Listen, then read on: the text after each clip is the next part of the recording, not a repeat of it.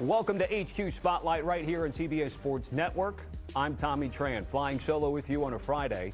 We're just one day away from the start of the divisional round of the NFL. 4 games will decide who will play on Championship Sunday for the right to play in Super Bowl 59 in New Orleans. Let's take a look at the playoff bracket as it stands. Both 1 seeds in each conference will host Saturday. Texans, Chiefs, and Commanders, Lions. Then on Sunday, it's Rams, Eagles in the early afternoon window, followed by Ravens and Bills on CBS at 6:30 Eastern. Let's welcome in Charles Davis and Evan Washburn, who'll be covering Rams, Eagles in different capacities Sunday from Lincoln Financial Field. A reminder, this is a game that's a rematch from Week 12 that the Eagles won 37-20 in Los Angeles. Charles, let me start with you. You know, we always talk about the Bengals' slow starts. Boy, Sean McVay and company, 2 years in a row, slow starts, but they made the playoffs. What stands out to you about their 1-4 start this year and a postseason appearance? I think how they handled the 1-4 start this year, where Sean McVay, you remember a few years ago, Sean was going through that angst about whether I should coach, go into broadcasting, do something different. And he's so locked in on his offense, oftentimes his door would be closed and he'd be working on the offensive stuff, and he kind of missed some of the team stuff. His assistant head coach this year, Aubrey Pleasant, actually talked to him after the 1-4 start and said, I think the team needs to feel you more, needs to see you more. Maybe less game planning, more time with them. And Sean was out amongst the team, sitting in on different meetings he never sat in on before, touched every part of this team. And that wasn't the only reason, but they really responded to having their head coach around and ran off a heck of a streak and finished this season in fine style, winning the NFC West, their first round playoff game, and now they get to go to Philadelphia. So Sean McVay's willingness to listen to an assistant coach, make a change, and boy, was it significant.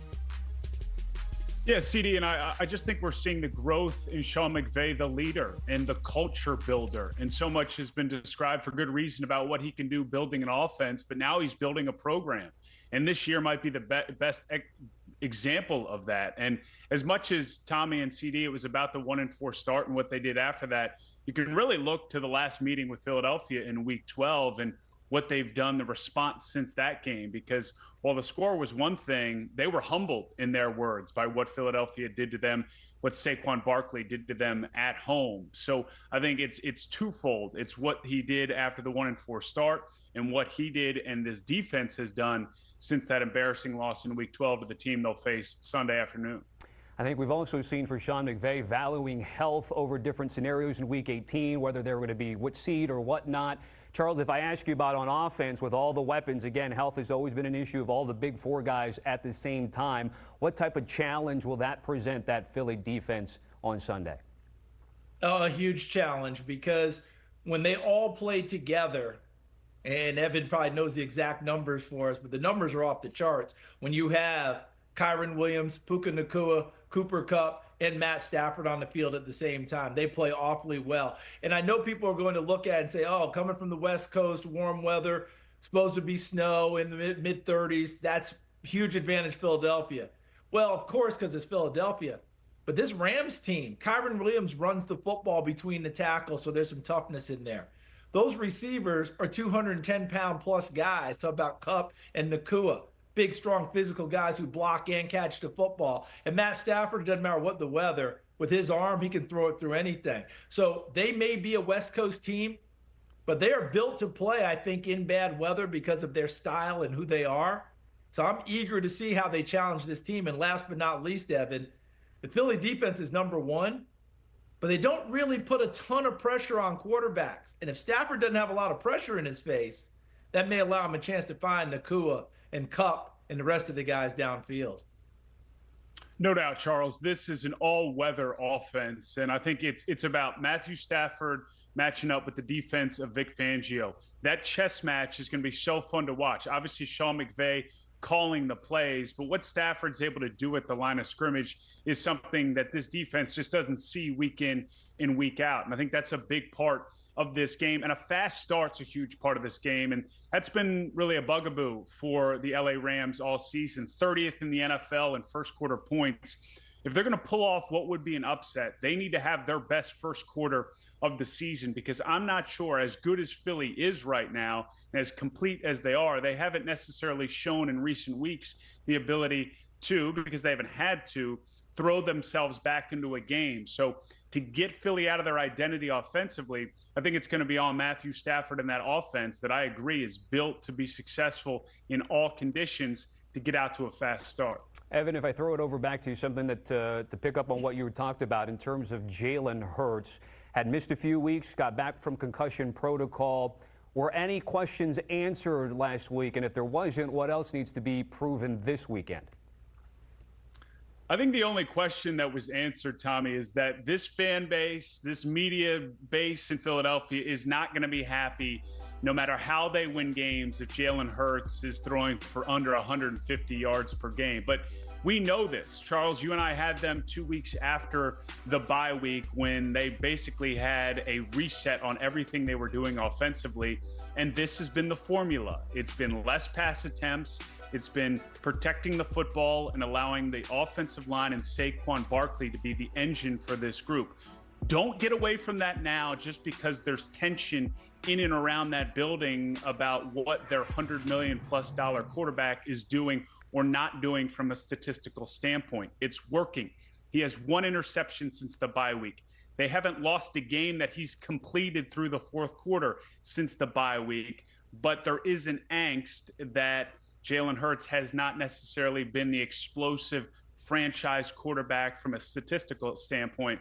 But CD, I just find that to be just a kind of a weak argument, a weak narrative that's not necessary at this point of the year, where it's all about how are you going to survive and advance. Yeah, and Evan, you hit it right on the head, I believe. Look, the bye week, the open week was week 5. They've run off this streak since that time. The one loss that Evan alluded to was to Washington when Jalen Hurts got hurt in the first quarter, didn't finish the ball game. The second part is people are wondering what's going on, what's happening. A receiver reading a book on the sideline who had one catch for 10 yards is naturally going to stoke some of that. But I'm going to finish off Evan's point. When they got off to a 2-2 start, they were throwing the ball 37 times per game. Since they've gone the rest of the year with only one loss, they're throwing it 22 times per game. Evan made the point. I think that illustrates it well. So, Evan, we saw the Eagles against the Rams earlier this year where Saquon Barkley set a franchise record with 255 yards rushing. Again, it kind of hammers to the point, if it works and if it ain't broke, don't fix it here. What's the likelihood we see something like we saw in Week 12, at least from an offensive perspective, trying to go up against that Rams defensive front?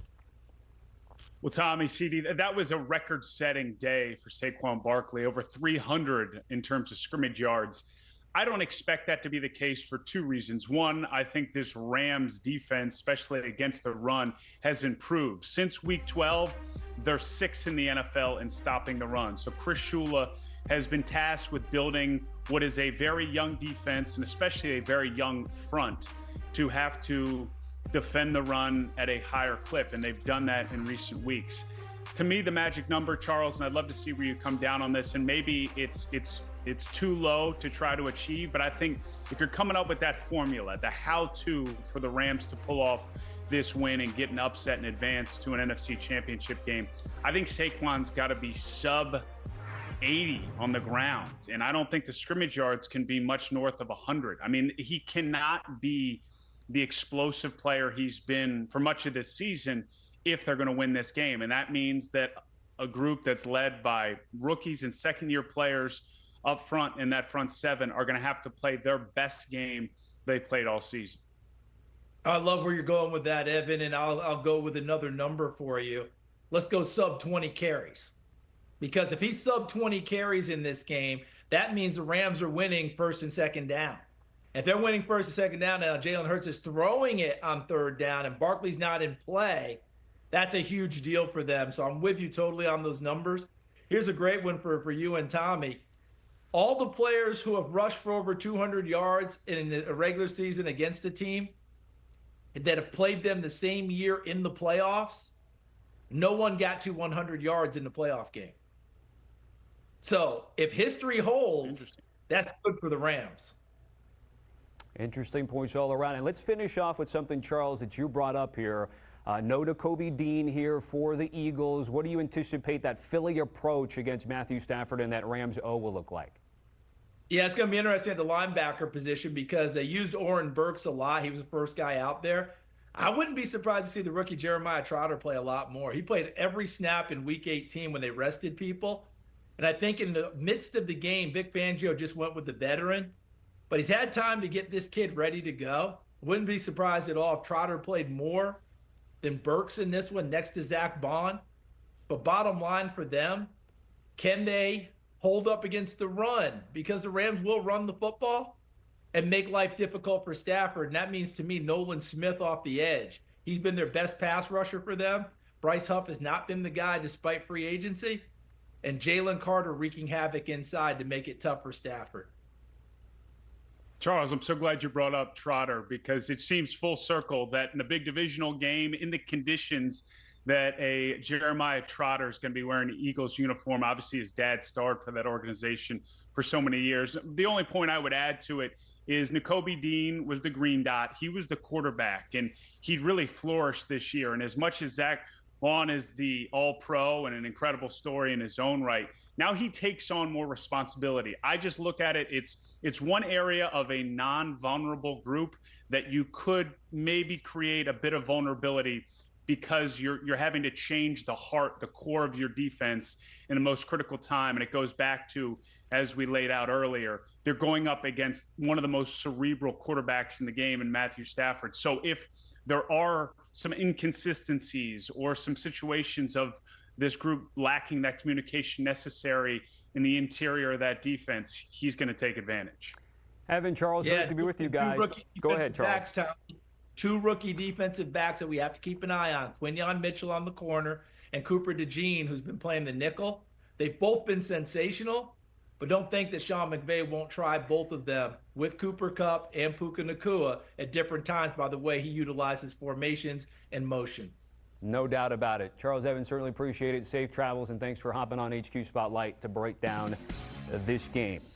Rams at 10-3, Eagles 13-1 are a combined 23-4. We did the math for you since their bye weeks this season, including the playoffs. And if you look at the odds to win the conference, 2 and 3 respectively, only trailing the Lions, who are even money to get to the Super Bowl.